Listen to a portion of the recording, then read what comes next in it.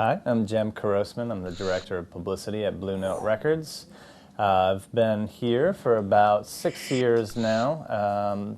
I actually began as an intern at Blue Note Records, working for Tom Everett way back when, and knew early on when I was still in college that being a huge jazz fanatic and a musician myself, that Blue Note was the place for me. I had artists that I really believed in, and good people, a great environment, so I knew I wanted to be back there. As soon as I got out of school, studying music industry at Syracuse University, headed right down to New York, kept in touch with my friends at Blue Note, and was able to get into a publicity job as an assistant with J.R. Rich, and that's how it all began, and here I am.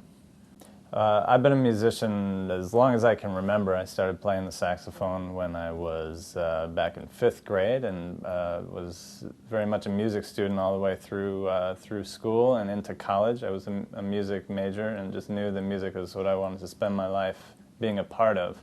At school I studied both performance and business, but when I got out, I figured whichever took off first would be the one, and when I got here, this was certainly it. And so just being in such a creative environment as Blue Note and being able to work with some of the greatest musicians on the planet is really what keeps me going. As Director of Publicity for Blue Note Records, my job is basically to talk to the press, people at newspapers, magazines, TV producers, syndicated radio producers, about our artists, our releases, and try to spread the word about what we're doing here. So my job every day is to talk to these people, tell them about our new CDs, and try to get them to cover as much as they can of what we do. The press department really communicates with everybody here at the record label. Most importantly, our counterparts in the marketing department, such as project managers, and also the sales department.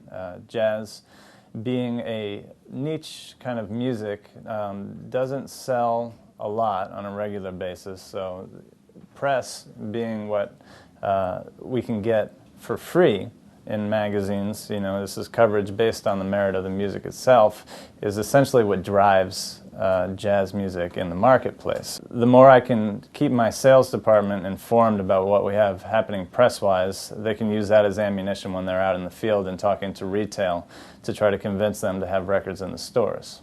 Probably the most important things that I learned along the way is just being a musician myself actually does help day to day in my job, because I'm constantly talking to writers who are also very familiar on an intimate level with jazz music, so I can talk on many different levels with these writers, and also it helps in building relationships with my artists as well. So certainly being a musician has been a great asset for what I'm trying to do now.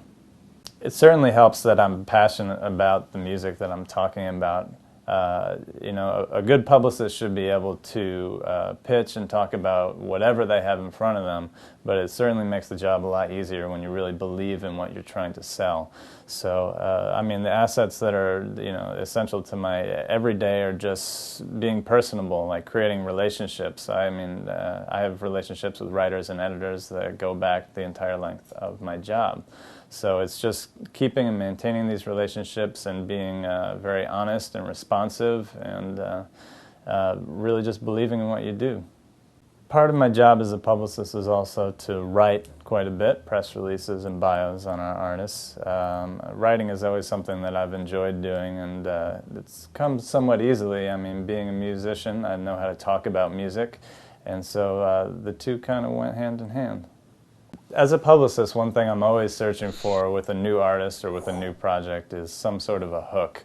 The music that we put out, by and large, is amazing, and musicians are amazing that we work with, but we're always looking for something a little larger to hang bigger pieces on. Just, being a great musician is one thing, but always looking kind of outside, whether that person has performed music with other artists and other genres, what they do away from their musical lives, whether it be just hobbies or, traveling. There's a multitude of ways that you can pitch an artist to a multitude of publications, just depending on all this other information that you have. Certainly, the job has changed as being a publicist over time. It used to be a job that was done entirely over the phone, so you couldn't be a publicist if you didn't love talking on the phone. A lot of times these days, a lot of your pitching is done by email. I find that certain writers and editors will respond a lot easier and more quickly over email. So sometimes it just comes with learning these people, their preferences, and just how to maintain contact with them.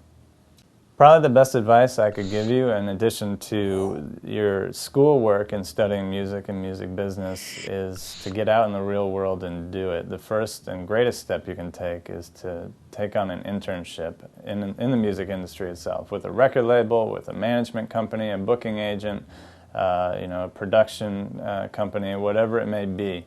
It's those early steps in getting out there, seeing how the real world works, and making these first contacts and maintaining those contacts is the most important thing that you can do.